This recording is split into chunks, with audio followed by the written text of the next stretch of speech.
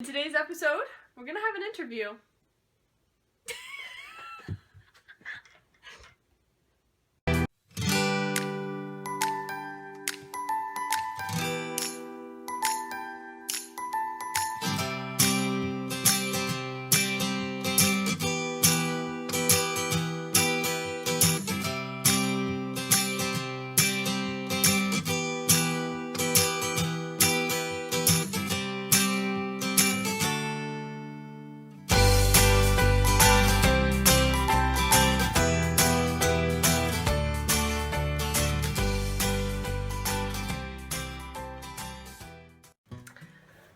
Welcome back, guys. I'm so glad that you're here again this Thursday watching the video or whatever day you're watching it. I'm really excited to be here. I'm excited to have my friend here with me, and this is going to be a great episode. I'm back at school, like I said last time. Finished my first week of school, into my second week of school. Really excited for what my last semester is going to bring to my life and ministry. But enough of that. Let's turn to our interview. I'm really excited about this interview. So, could you tell the audience what your name is and maybe a little bit about yourself? I'm Liz. I'm a theology major, obviously. It's probably somewhere in the title of this video. And about myself, I just had my birthday. I like the color blue. What do you like to do? What's a hobby? It changed recently. What's your new hobby? Well, no, I love outdoor sports and like crafty things like sewing and baking. And last year I came down with some kind of autoimmune disease or something. We're still figuring out what that is. So I can't do pretty much all of that. So tell me a little bit about how you got your call to ministry. About I know your dad's a pastor, and so I know that a lot of pastors' kids, including me, are like, no, I don't want to be a pastor. My dad, been there, done that kind of thing. So tell the viewers and tell me kind of how you got your call to ministry. What made you want to go into that? Yeah, I always enjoyed being a PK. I loved it. It was like a pastor's family. It wasn't just oh, my dad's a pastor. And it helped that my mom worked for our church too. She was a kids ministries director. Mm-hmm. Nice. So I grew up very involved and I really enjoyed it. And yeah, and around the time middle school, because when I was younger I was always wanting to be some kind of mix between an astronaut and a missionary, or a missionary and I'm not even kidding. I just found a list of things that I wanted to be. A marine biologist, and it was always a missionary and a marine biologist, or a missionary and astronaut, or a dentist, or stereotypically guy careers. In middle school is when I really started wanting to do more ministry type stuff, like pastoral ministry. Mm-hmm. And high school, it's kind of when I started feeling it more. Mm-hmm. But it was never, I was just yeah, whatever, I'm 13 or 14, I don't need to be thinking about what I'm doing in college. Yeah, that's only 4 years away, now 4 years is okay. Yeah, so later in high school and beginning of college, I was I'm done,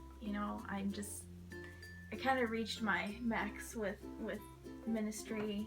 I'm done with the negative aspects. Mm-hmm. I can serve God in other ways. I was elementary education, majoring in elementary education, and I realized I had hated all 3 semesters of being in that major, which is very strange because I love school. That semester I was taking Bible methods, which teaches you how to teach Bible class. And one of the assignments for this class was to give Bible studies to these kids that we were assigned. I had 2 boys in middle school, and I realized at the end of the semester, after doing Bible studies with them for a month and a half, that that's what I wanted to be doing. Mm-hmm. I'm just I don't want to be making boards with the die cuts and like it wasn't me. I felt peace when I had switched, because before elementary education I was social work, and when I switched from social work to elementary education, I felt peace when I switched, and I also felt peace when I went into social work. That's because I was education for freshman orientation, and then I switched to social work for the first semester. Anyways, but had I not switched at those particular times, there were people I wouldn't have you met. switched on Sunday night. Monday morning you finished out, in that semester you finished out education, and so then the next semester, so it'd be like fall semester or winter semester? Fall semester, you started theology. How was that any different to you than education? The biggest difference was that education is 95%, if not more, girls. And so I, was used to being in class with, I think I had one class with one guy in it.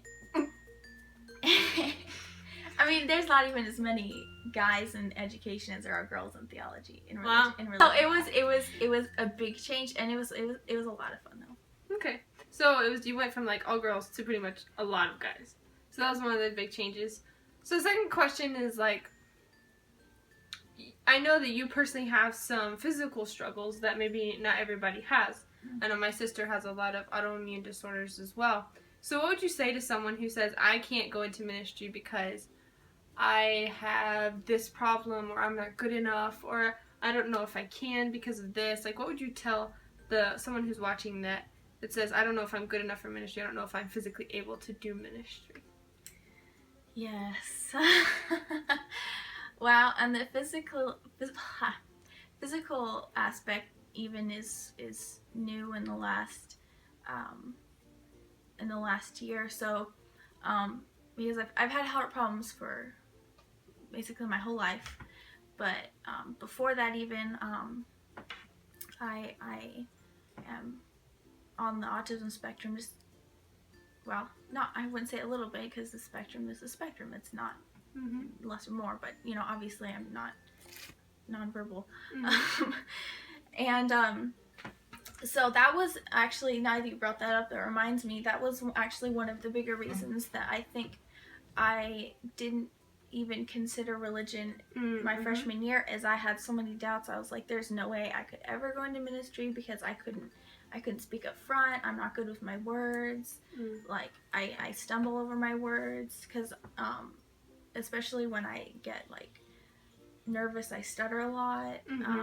That was when I realized that whether I was in education, or whether I was in theology, or whether I was in nursing or business, God was going to have to work through me, because for whatever I'm in, I have weaknesses that He's going to have to work through.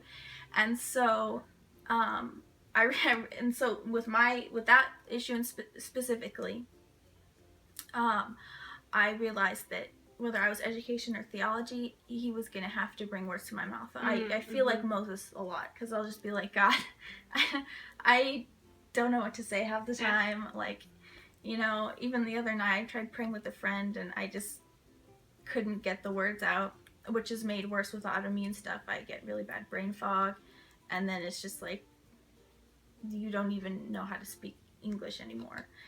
And so, and then with the physical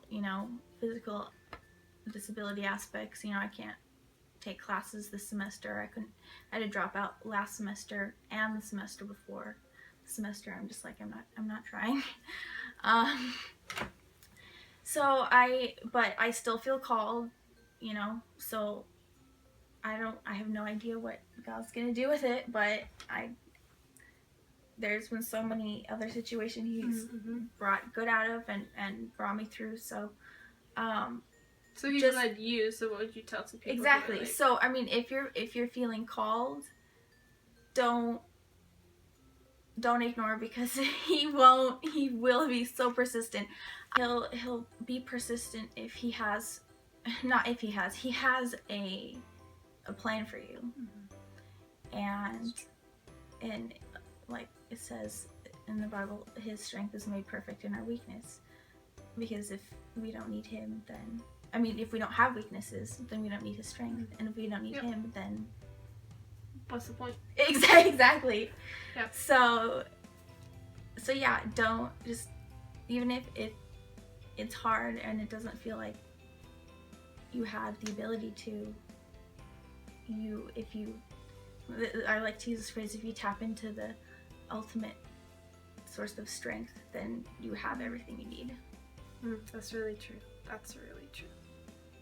One last question that I think a lot of people ask me, and I think a lot of people would like to know, for different people have different things. What is your favorite part about being a girl theology major?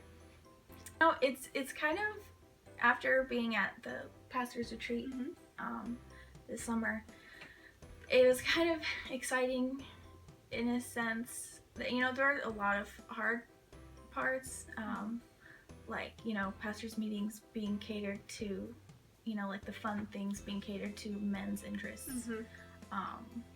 Even though, like, someone like me, I tend to go more towards, like, guy outdoorsy kind of stuff. But, you know, for women who aren't, that's kind of hard. But it is exciting in the sense that we're kind of like pioneers. Yeah. We're like, you see her, she smiles really big. We're pioneers. It's a lot of it's kind of unknown because there's not like, you know, well, how do you do this? How do you do that? You know, like, how do you be a pastor's husband? Nobody really knows because there aren't very many. There's no books on it, that's for sure. Exactly. So that's probably the most exciting thing, and I know with my personality type, we love adventures, so. So you like being the pioneer girl. Loves to take you on adventures. That's true. So thanks so much for watching. I'm really excited that you were here. Thanks so much to Liz for being here. If you have any questions you want me to ask her, then comment them below. Don't forget to subscribe and like, because there'll be more videos just like this coming up. So click that subscribe button, give me a thumbs up, give us a thumbs up, and hopefully you'll get in touch with us and be back here Thursday at 5 for next week. I'm really excited that you're here. I'm excited that we can do this journey together.